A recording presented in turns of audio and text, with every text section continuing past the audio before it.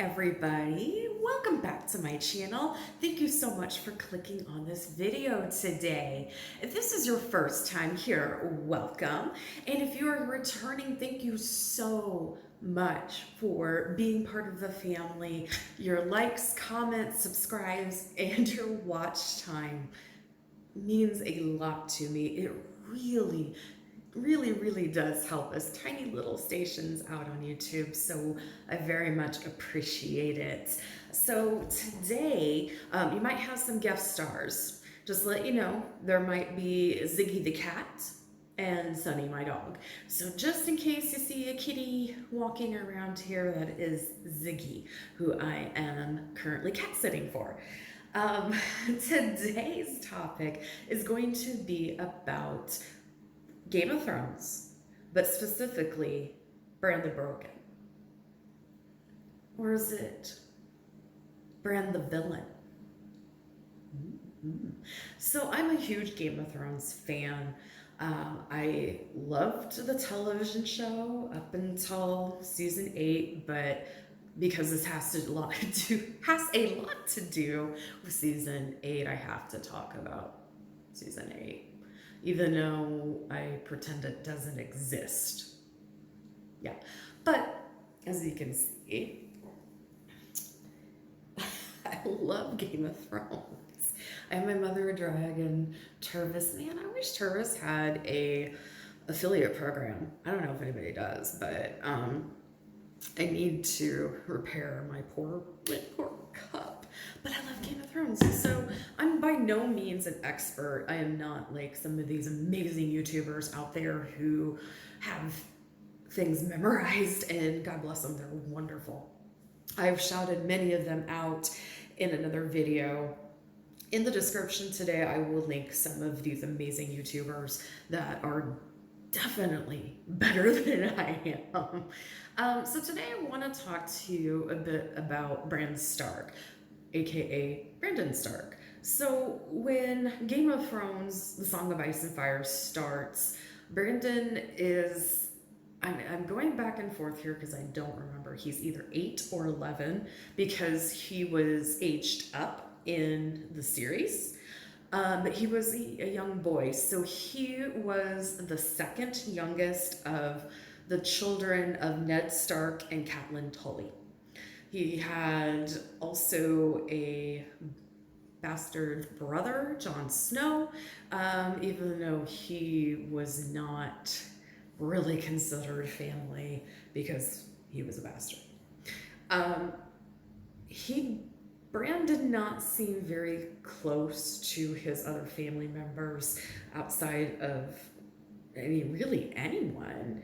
He was pretty independent. He was a very lively child that would climb things and explore, and he wanted to be a famous knight. And unfortunately, he got pushed from a tower by Jaime Lannister and almost died, but he did lose the ability to walk, which unfortunately ruined his dreams of being able to be a famous knight. By no fault of his own, he became the Little Lord of Winterfell because his father became Hand of the King, and his mother was going on a foolish task and leaving her very young children home alone. But there always has to be a Stark in Winterfell. So Bran, at his very young age, and his delicate position at that point in his life, was now the head and the Little Lord of Winterfell. Bran was meant to replace Bloodraven without his choice.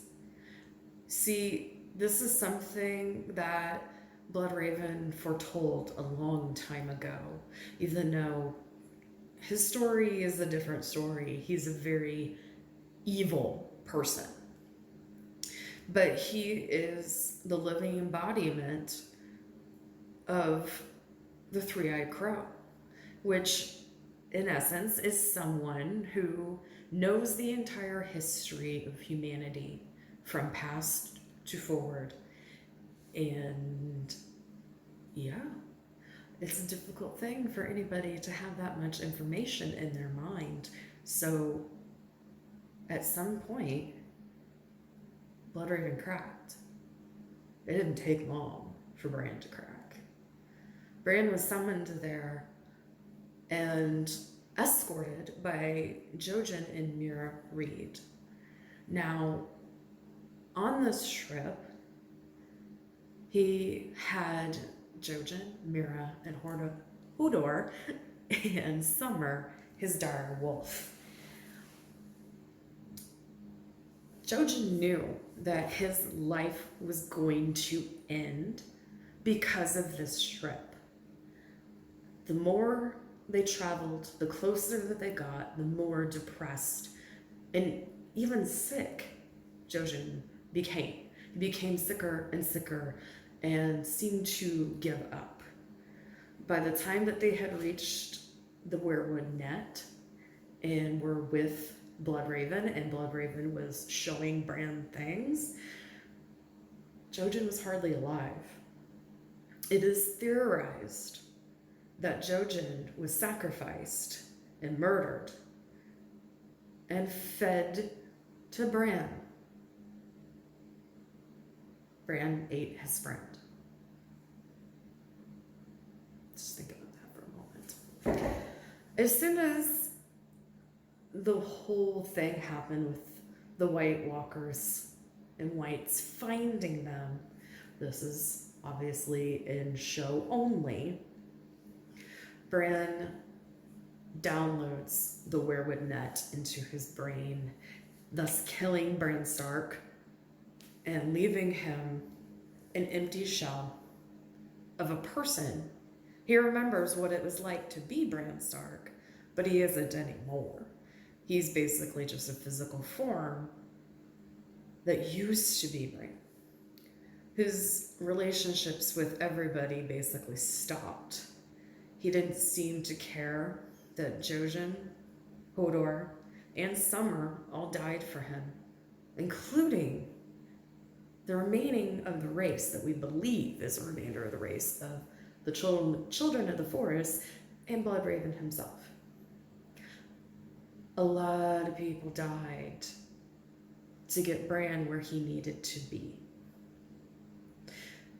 While he became cold and vile to his family, reminding Sansa of her rape, but telling her how beautiful she was downright terrifying and disgusting. Calling out his sister Arya for thinking about going to King's Landing to murder Cersei. I don't know, that kind of needed to be said. However, Bran at this point knew that Jon Snow was not a Stark, really. He was a Targaryen. He was actually his cousin. He was Lyanna Stark and Rhaegar Targaryen's child. He knew this information. And if Bran would have kept his mouth shut about this particular bit of information, things would have turned out quite a bit differently. He felt pressure. Jon felt pressure to tell his family about his lineage when he found out, even after Dany told him not to. Now, Dany had a very good reason to, and it wasn't just outside of her greed or her obsession with the throne, which, again, I have problems with how that was portrayed. It had to do with how people were going to react. Of course, they were going to back Jon Snow, a boy who had been part of Westeros his entire life, who was, for everyone's view, Ned Stark's son, an honorable man. But he is also Rhaegar Targaryen's son, which makes him the rightful heir to the Iron Throne. Bran played the Game of Thrones and won. He told the sisters and the rest, well, it was only left the sisters, about Jon's lineage. Even though there was a small choice there, Jon felt like he had to. And Bran was all too willing to tell the story. That set off in a chain of events that were terrible. A whole bunch of more people died because Bran knew what was going to happen. If you look at the very last terrible, disgusting episode, when Tyrion takes Bran aside and has a conversation with him about becoming king and saying something to the effect of, "Did you know?" Bran's answer was, "Of course. Why else would I come all of this way?" Bran's actions set off the chain of events that murdered thousands of people. If he truly knew this was going to happen, then one may argue that he truly knew that Dany was going to go mad and murder a whole bunch of people in King's Landing. He let that happen. He let Dany be murdered by Jon. He let Tyrion talk Jon into murdering Dany. He let all of these people during the battle at Winterfell with the White Walkers defend him because it was so important to keep Bran alive, because if Bran died, then humanity was dead with it, apparently. But I don't necessarily think that was going to be the end, because it wasn't like Winterfell was the last of the humans. Apparently, the White Walkers' one and only goal was to kill Bran. And you know how many people laid down their lives for Bran? Including Theon? Bran manipulated Theon to be the person to be right there with him and defend him. If you watch that back, Bran is manipulating everybody around him. Jon, Dany, Jorah, Tyrion, Sansa, Arya. He manipulates everyone. He's worse than Littlefinger. But the worst crime is he didn't care. He went through all of that carnage and allowed it to happen so he would be king. A person that is not even a real human anymore. A lot of people questioned how evil Bloodraven was, the three-eyed raven. So now the three-eyed raven lives within Bran Stark, and he is the most powerful person. Is anybody worried about that? Because he can see everything coming. He also allowed his entire family to split up. He allowed Sansa to become Queen of the North. He allowed Jon to go beyond the wall. He allowed Arya to just leave and go out on an adventure somewhere. Again, this doesn't make sense to me because this family fought so hard to get back together. But, Bran didn't care. The thing that really bothered me the most, sort of, out of season 8, outside of, the horrendous crimes that they committed against, common sense and good writing and getting around plot holes, was the fact that Viserion was on his watch list. Not Viserion. I'm sorry. Drogon. Dragon. Drogon. Drogon was on his list. After Dany was murdered by Jon, picked up Dany's body and left. And people assumed that Drogon was taking Dany back to Atlantis. What people forget is that Dany was a warg, just like Bran. Bran could warg into other animals, especially his dire wolf, Summer. Dany could warg into Drogon. A part of Dany was alive in Drogon. Drogon is the last known living dragon at that point. And if he was heading to Atlantis with Red Priest, would somebody try to bring Dany back to life? It's like, I think they would. Dany was used by Bran Stark. He manipulated the entire situation. And the thing is, again, Brandon Stark is a warg, which means he can get into any animal. Any animal. You can also get into people. Who's to say, because we didn't get any dialogue or anything when Dany was in the sky, that she lost control of Drogon because Bran was warging Drogon, or he was warging Dany. None of this made any sense. None of it.